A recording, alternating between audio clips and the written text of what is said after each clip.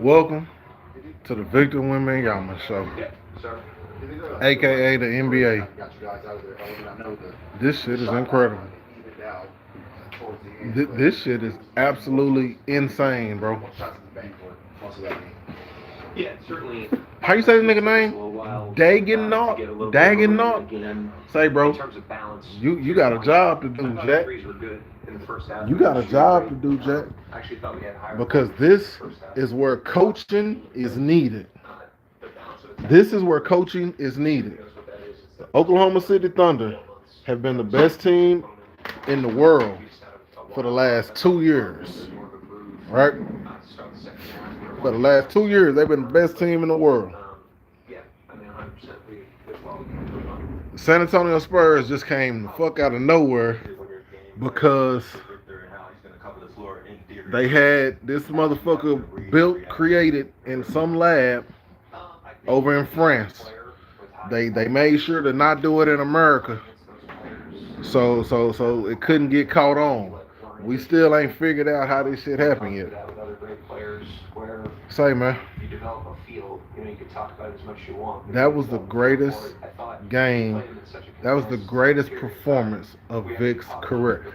I don't even know what his numbers were. I really don't. I'm not sure. I know he had like 40 and 20 something ended up. I know he ended up with like, I think 41, 22, some shit like that. But I was saying it was his greatest game when he had like 27 and 17. Because in regulation, I'm looking at his numbers. He had 41 and 24, 3 blocks. We've seen him get 12 blocks. You know what I'm saying? If he don't get 4 blocks in the game, I'm like, he didn't do the best he could do. You know what I'm saying? So it's not even about his stats for me tonight, bro. It's about, just like his first playoff game, it was his first playoff game, right? When he had the bounce back in Minnesota, it was like, okay, this is his first second round playoff game. This game right here was his first conference finals game. And it's on the road. It's on the road. And it's against the defending champs. But I told everybody, Vic got to stand on that court and watch Shea get that MVP. And it's about to activate some shit inside him. You know what it took me back to? And this was before the game. I said Vic is about to do what we saw Hakeem Olajuwon do when he had to watch David Robinson get that MVP. We've seen some niggas have to watch a nigga get an MVP.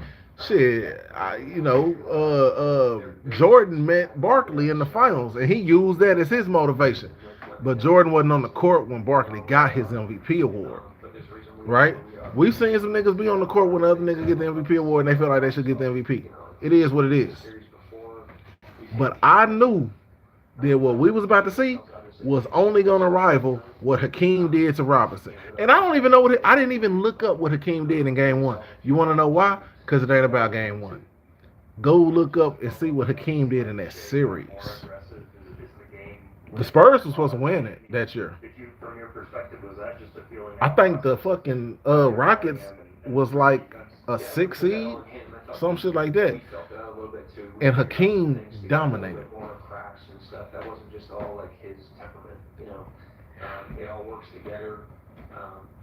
Do y'all realize not only did Vic play the most minutes he's ever played, 49, not only did he have a 40-20 game, I believe the youngest ever to have a 40-20 playoff game. But what was so incredible for me, he shot 14 to 25 from the field. What was so impressive for me, he had 9 offensive rebounds. What was so impressive for me, I already said it a while ago. At the end of regulation, I was ready to get on here and talk about how Vic had only taken 1 3 in the whole game. He missed it. He was 0-1. And that was my favorite stat of his at the end of the game. His second 3, I don't remember if it was at the end of overtime or double overtime, but he hit that 30-footer to tie it up, down 3 with he let it go with under 30 seconds left. That was my favorite stat of his. The fact that he had it in his brain. They dominated OKC on the board 61-40. Chet, that's on you.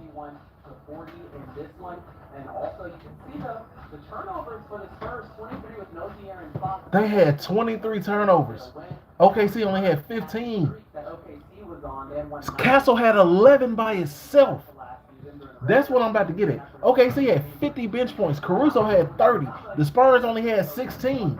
Listen to what I'm saying. The Spurs had all these. Okay, Vic talking. I'll be right back. Let's listen to Vic. We gotta listen to Vic. At least for a minute. At least for a minute, we gotta listen to Vic. I feel like it was a great effort from everybody, 1 to 15. Physically, I'm feeling tired, honestly, but not as much as you would expect. Honestly, it's probably the adrenaline. It's gonna come down. Youngest with 25 and 15. Magic was just under 21. Moses was barely 22. Vic 22. That late part of the game. Can you kind of explain for the NBA Finals or Conference Finals history? The pull-up three-pointer that you hit with 30 seconds left. What were you thinking for that one? For that one, I was just thinking, take my time. But for the rest, there are some plays I wish I were thinking more. Like No. I think it was the regulation last shot. No. I had an open look, No, you didn't need to take more. You did exactly what you needed to do. That's going to take me back to where I was about to go. Vic had it on his motherfucking mind. Where your phone is? Vic had it on his motherfucking mind tonight. Vic knew. Oh, so they gave MVP to Shea? Not me? Oh, they be trying to compare this other tall, skinny nigga to me? Okay, wee motherfucker. Vic had that shit on his brain tonight, bro. He had it on his mind tonight, where he was about to be dominant. I saw Vic do some dominant shit tonight that I've never seen him do. I saw him go right at Chet's fucking chest tonight. This nigga joins Wilt as the only player to put up 40 and 20. Bro, oh my God. I still got a lot to learn. Yeah, he do still got a lot to learn. He's 22 years old. He is nowhere near as good as he's gonna be one day. What you about to get? Nowhere near. Do I feel like it right now? But it's not pushing up one right now. We'll see. The world is 8 million. This is what was so crazy and incredible to me. Victor, listen to these stats. Vic's teammates. A little bit symbolic, the MVP ceremony for SGA before the I'm gonna tell you off top, Dylan Harper was the second best player on the court tonight for San Antonio. If your performance tonight Dylan Harper had 24 points, 11 rebounds, 6 assists, 7 steals. You wanna know what else Dylan Harper had? He only made 8 out of 20 shots. He was 1 of 7 from 3. Our effort should be over anybody else's tonight. Champagne, 11 points, 9 rebounds in 44 minutes.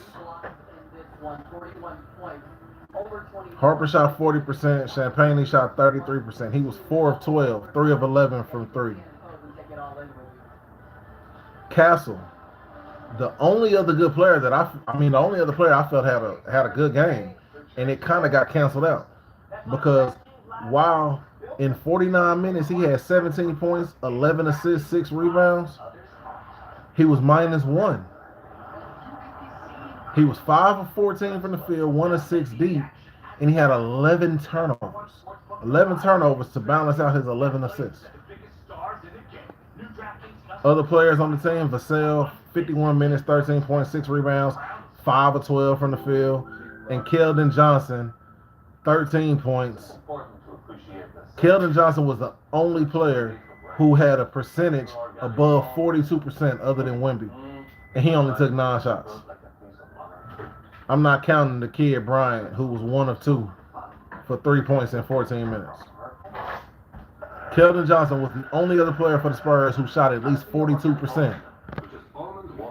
Hey, turn the TV down real quick, please. I don't know how loud it is on here, and I ain't got the remote over it. That's my fault. Just grab either one of them remotes and turn the TV down. You don't turn it down all the way where I can't hear it, but just turn it down where it's not too loud. It's probably still on 24. Yeah, put it back on like 20. Yeah, thank you.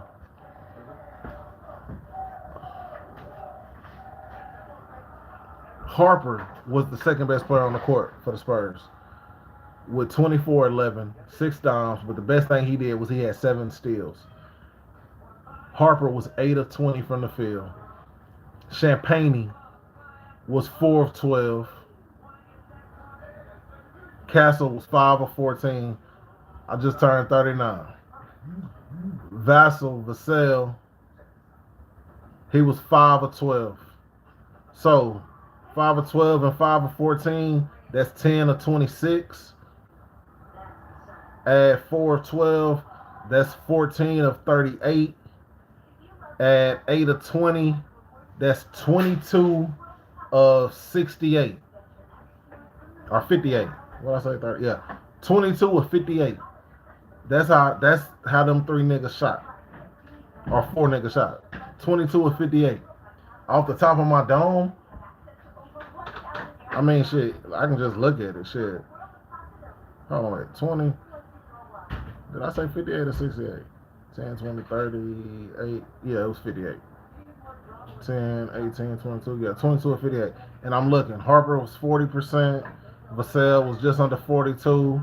Castle was just under 36. Champagnie was 33. So 22, 58. We know it's below 50. It's in the low 40s. It's in the low 40s. Vic dominated this game damn near by his fucking self. Like I said, I'm not gonna say he won it by himself because Harper was big time with them steals. He was big time because Mitch Johnson put the ball in his hands late to make plays. Big time. They didn't have De'Aaron Fox. This is a crucial and tough loss for the Thunder. I was thinking that at the end of regulation. Then at the end of like one of them 2 overtime, I think the first overtime, I was thinking, damn, this about to be a tough loss for the Spurs. Because y'all had it the whole way and you're going to lose it at the end. And y'all had a golden opportunity to go up 1-0 on these niggas without Fox.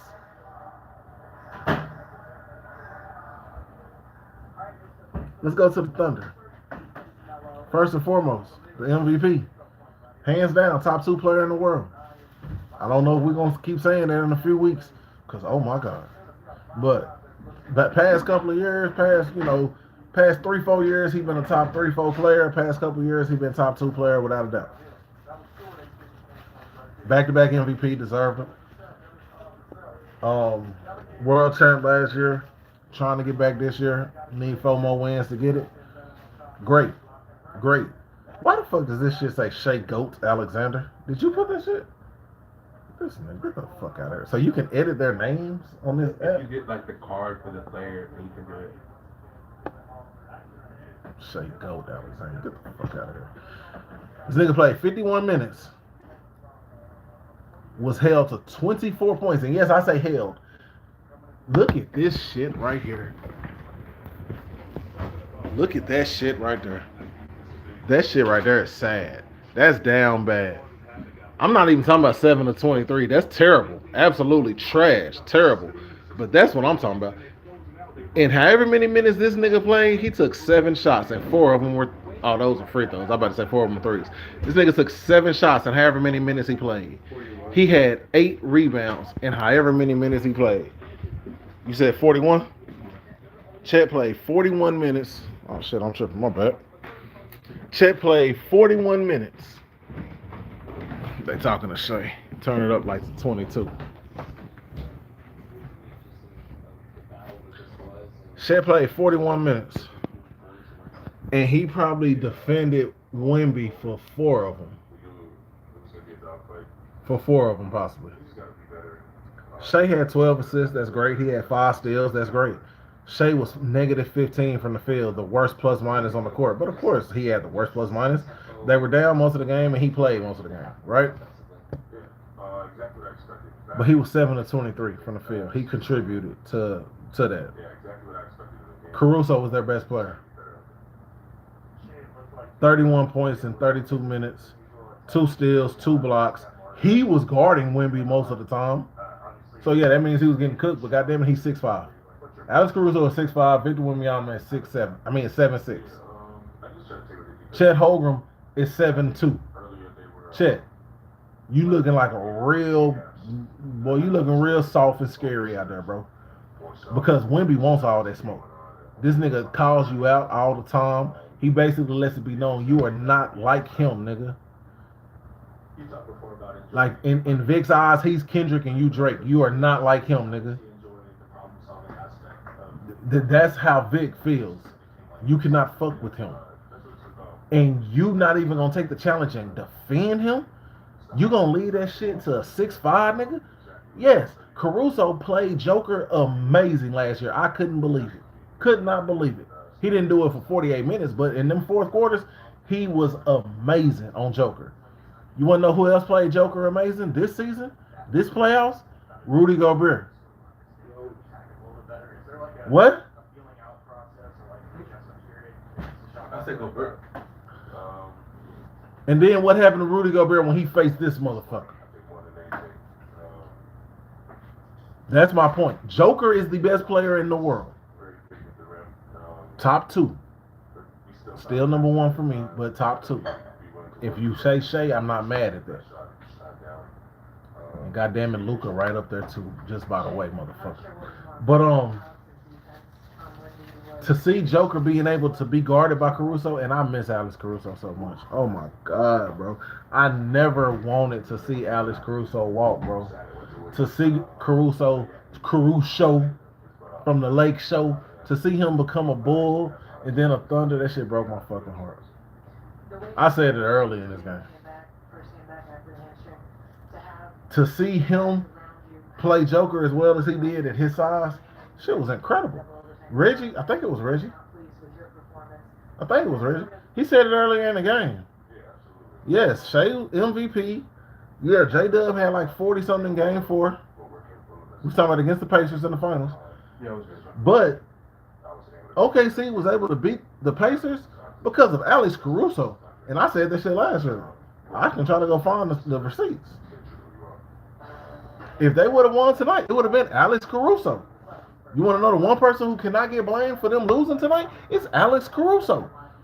What did I just tell you 2-3 weeks ago? Their most important players is Alex Caruso and Lou Dort. Did I not say that?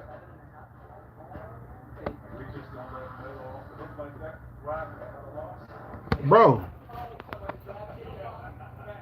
Shea was minus 15. Held to 24 points in 51 minutes. I think at the end of regulation, he might have had like 18 or something. I'm not sure. Just told you what Caruso did. The second best player on the court was a nigga who ain't played in a month. Ain't played in a month and played 37 minutes tonight. J-Dub had 26.7 rebounds. And yes, I'm saying the best player was Caruso. The second best player was Dub. On the entire team. I did not fucking stutter.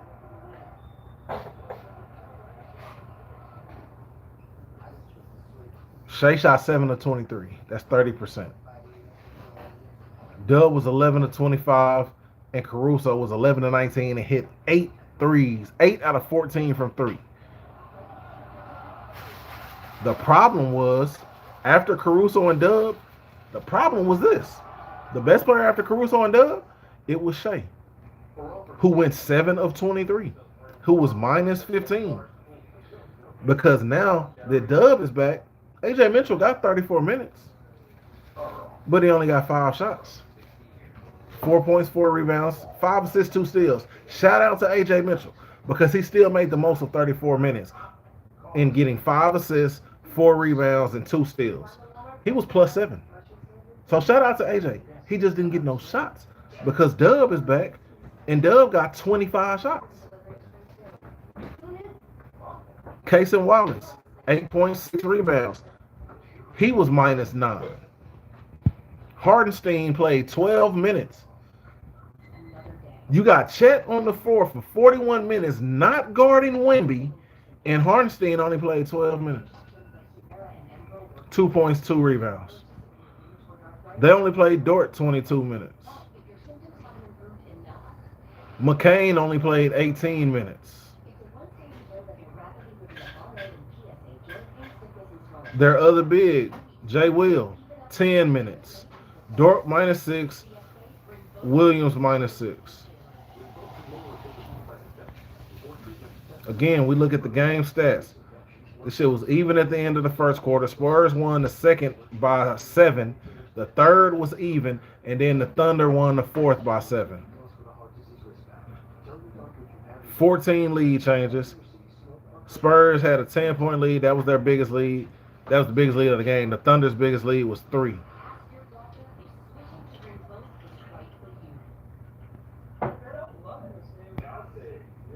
Vic, I do like this shit. Vic had a 9-point streak in double overtime. 9 straight. I didn't even realize that shit.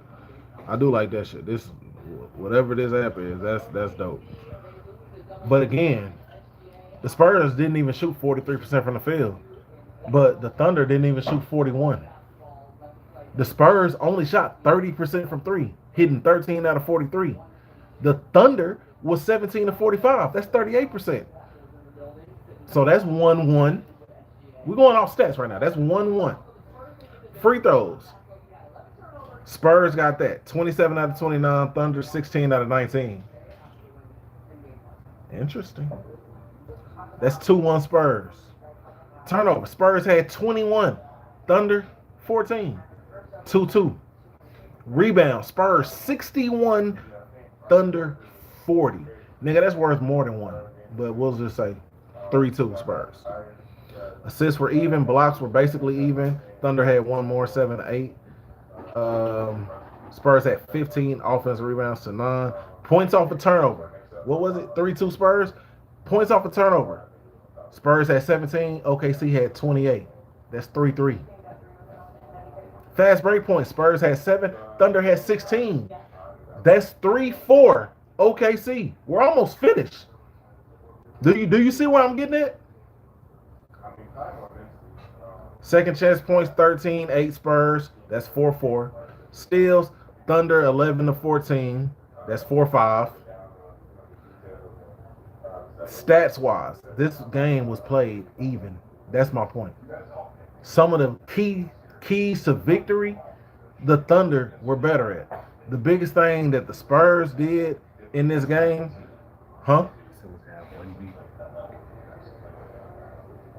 61-40 rebounds. That was the shit right there. 61-40 rebounds, 15 offensive rebounds, 13 second chance points. That was the difference in the game.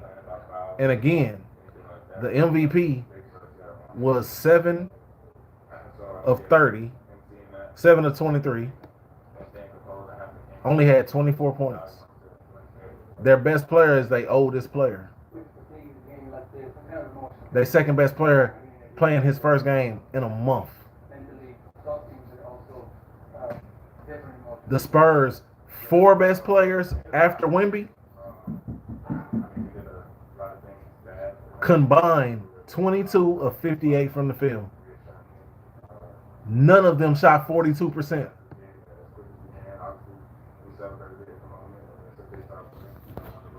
This was Victor Wembanyama's greatest performance of his life.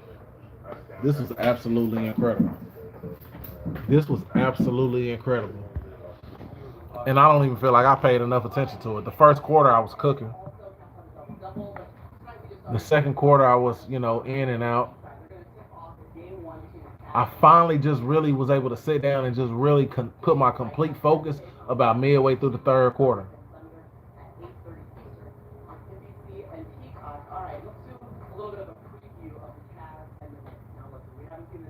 This shit was incredible. He is 22 years old, people. 22. Vic is not nowhere near as good as... Vic is probably... This is the scariest part. Realistically speaking, he's 22. He is probably only about 60 to 70% as good as he's gonna be. He's 22. He's not in his prime yet, people. He's only about 60 to 70% as good as he's going to be. In 2026, in the Western Conference Finals, 3 wins away from being in the finals. And he's not even going to enter his prime until like 2028, 29. Oh my God. Oh my goodness.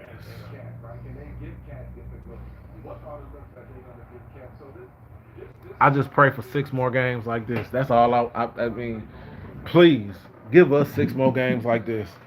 And please let me be able to at least see more than half of them. Like more than half of each game. Oh my God, bro. Wow. Wow.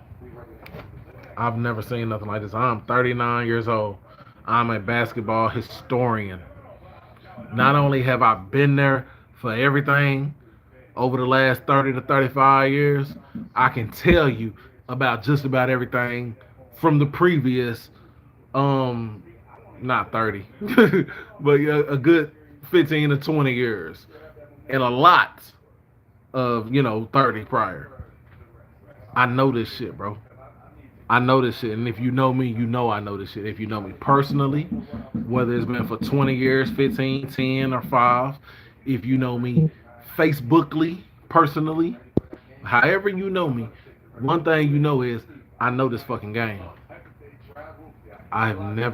We have never seen, he's 22.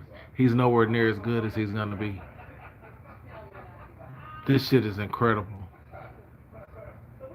I wish this shit was on ESPN so we could hear Chuck and Shaq spend more time on it every night. They're going to, of course, have to discuss it. They're going to get a chance to discuss it. Not really on Inside the NBA as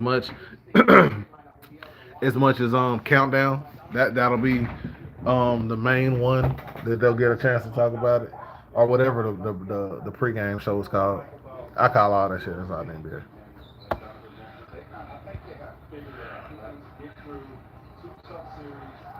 Like I said, the OKC coach, he's OKC has dealt with challenges.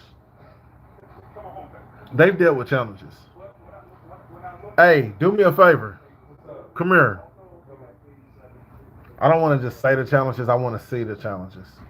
Go to Google and just type in OKC Thunder seasons.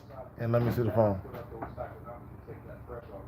I know them, but I want to know them like completely, so I can tell you the stuff. Dagenball, I don't even remember how long he's been the coach, but he's been there for a minute. I think he was there like in 2020 or so when it was in the I don't know. He's been there a while. I know this, right? So let me see. I'm gonna make sure real quick before okay, matter of fact, it's right there. Yeah, 21. That was his first year. That's what I thought. 21 was his first year. They didn't make the playoffs in the first 3 years. But let's go back to 2024. Like I said, they've been through the struggle. 2024, 2 years ago. They won in the first round, sweeping New Orleans. Then Dallas got on them in 6. Right? Okay. Dallas took them, Luke and them took them out in 6 on their way to the finals. Last year. And that was really the only, loss they had, right? But last year, to win it all, they had to go through some stuff. Not in the first round, they swept the Grizzlies, but in that second round against the Nuggets, they ended up winning that in 7. However, they lost game 1 by 2 points, tied it up, winning by 40, then went to Denver, went down again 1-2, tied it up, 2-2 coming back home to OKC. And that all crucial 2-2 game 5, they won it. Close game, they won it, right? Then they lost in Denver. So now, even though you're the number 1 seed, this, that, and the third, you've never led in this series except for 3-2. And then your first chance to close it out, you lost, right? It's game 7. You're at home, but this is 25. The Nuggets are 2 years removed from winning the championship, and everybody, including me, believed the Nuggets could still win the championship again. They went out there and they dominated. 30-point game 7 victory at home. But they were down 0-1. They were down 1-2. They overcame adversity within that series.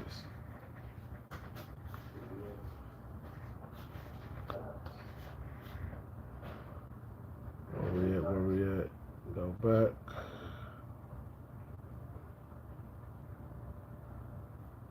So after that, that was a second round, right? Yeah, that was second round. So after that, they had the Wolves. They beat them 4-1. And if I'm not mistaken, didn't they lose game 1? Let me go see. I think they lost game 1. I think the Wolves went up 1-0. And then I want to say they came back and beat them by like 40. No. They killed them in game 1 by like 40. Yeah, that's right. Minnesota won game 3 by 40. That's what I was thinking. I knew it was something crazy. Yeah, I know it was something crazy like that. But like I said, they took care of them, easy work, right? Okay. But then we know what happened in the finals. And I'm gonna stand on it. It doesn't matter at this point. But I'm gonna stand on it. Y'all saw how Hallie came out in game 7. Halliburton don't get hurt. Pacers possibly the champs. Can you give me a few minutes? Like, I'm almost finished. Go ahead.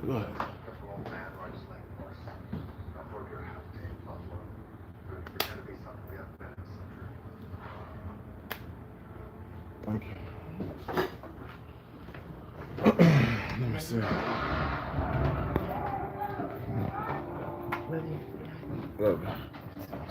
Okay. So they lost game 1 to the Pacers. Blew them out in game 2. Game 3, again, they lost. So now this is their second series that they went down 0-1 and then went down 1-2. But just like in the second round against Denver, they tied it up, came back in game 5 and went up, and then lost in game 6. But like I said, they won game 7 by 12 points. By 12 points. Halliburton got hurt like 6 minutes into the game? Let me go see. 7 minutes into the game. Tyrese Halliburton got hurt 7 minutes into the game. You want to know what Tyrese Halliburton's numbers were in 7 minutes? He had 9 points on 3 or 4 from 3. He had 9 points, 3 or 4 from 3. I don't give a damn what you talking about. The Pacers was about to possibly win that game.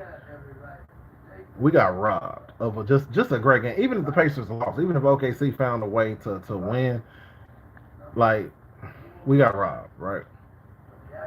But my point of all of that was they've battled adversity.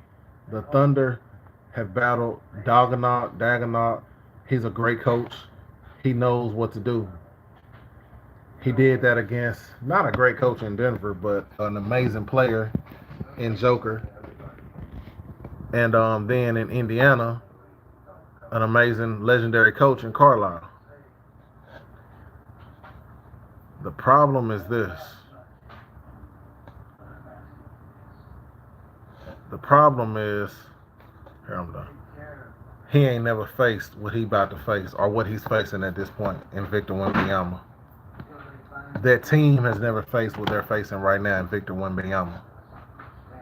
It's going to take, I'm telling you right now what it's going to take for the Thunder to win this series. It's going to take that coach coaching his ass off, making the proper adjustments. It's going to take Chet dropping his nuts instead of leaving them shriveled up and handing them to Wemby.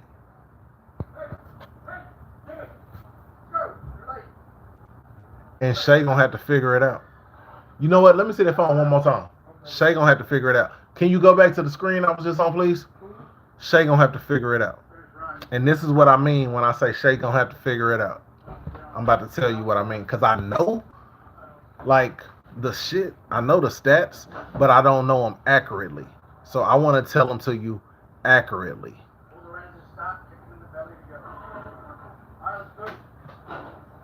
Game 1 against us, against the Lakers.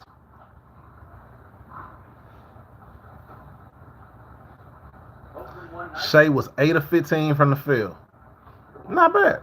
53.5, right? Only had 18 points. Only took 15 shots. It wasn't that we made him miss. It's that we didn't allow him to shoot. He had 15 shots. Chet had 17. AJ Mitchell had 16. Right? He only had 18 points. It was the only game all season that he didn't score 20. Game 2. Shea was 7 of 13. Again, 54%. But he only took 13 shots. 22 points. And this shit, he got over 20 in that game at the end of the game. He took 13 shots. AJ took 12, Chet took 11, and McCain took 11. Hey, turn it down. The series, matter of fact, just press the button to get out of Peacock. So this show stop. Yeah. So the series moves to LA. In game 3 in LA, Shea was 7 of 20. He got his shots up, but again, we made it difficult and he couldn't make them. 35%. I don't know for a fact, but I'm gonna guess that was his lowest or one of his absolute lowest shooting percentages of the season. He only had 23 points. Shea didn't get his rocks off against us until game 4, which was the closest game. He was 11 of 20, 50%. 11 of 22, 50%. He had 35 points. Okay. Now, I wasn't going to look at what he did against the Suns, and I'm still not going to look at what he did individually against the Suns because it's not really worth it. But what I will do, just in comparison, is I'm going to look at his stats for the series against the Suns. Because I just pointed out, in the 4 games against us, 18 points, 22 points, 23 points, 35 points. So before game 4, when he had 35, he was only averaging roughly like 21 points in our series. And even though he had 54%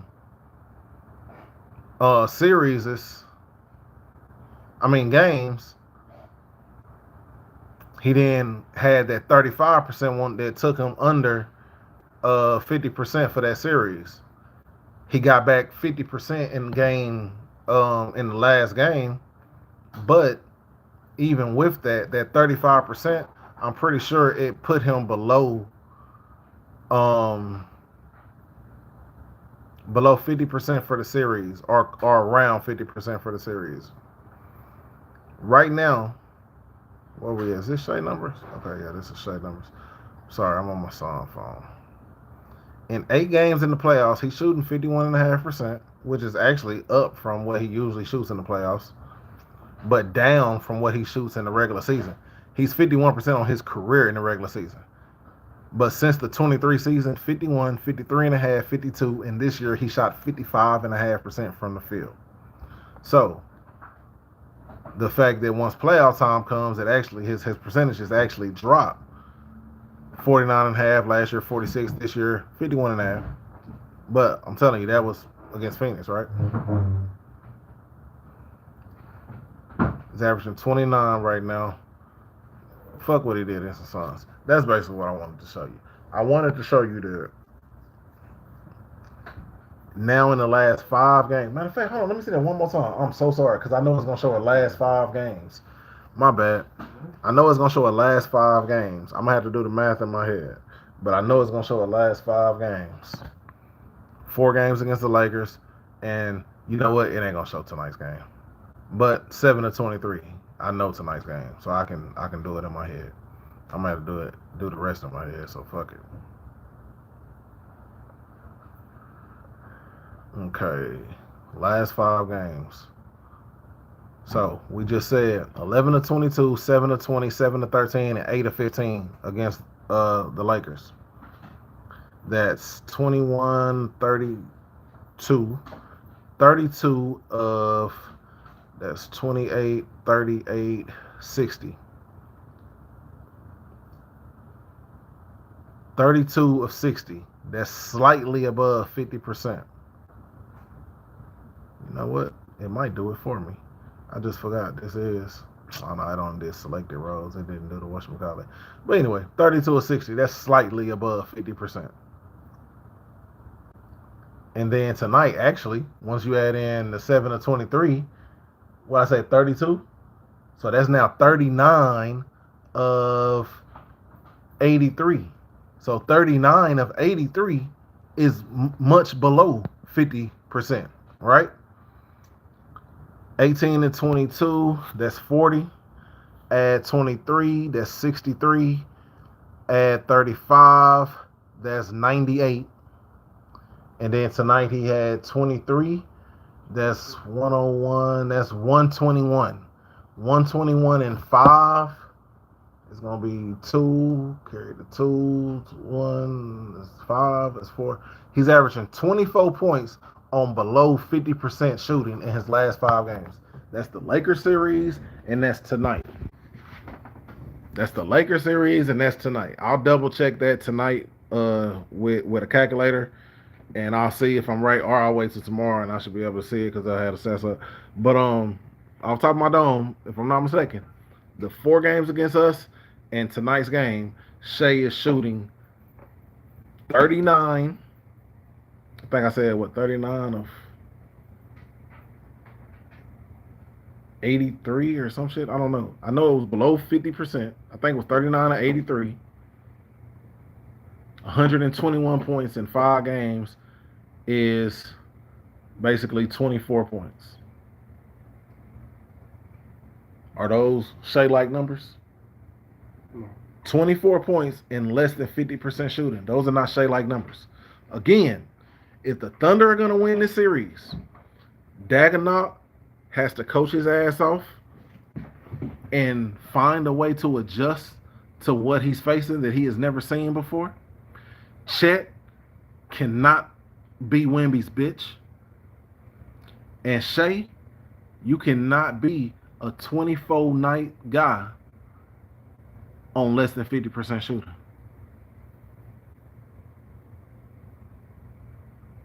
That's it. That's what the Thunder have to do to win.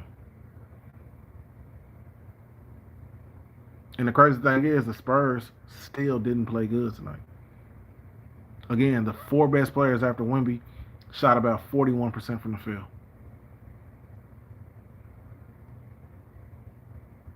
No De'Aaron Fox. This is a terrible loss for the Thunder. This is scary for the NBA. I'm going to holler at y'all, man. I can't wait for game 2. Wednesday night? Can't wait for game 1 for the East tomorrow night. This is scary. This is crazy.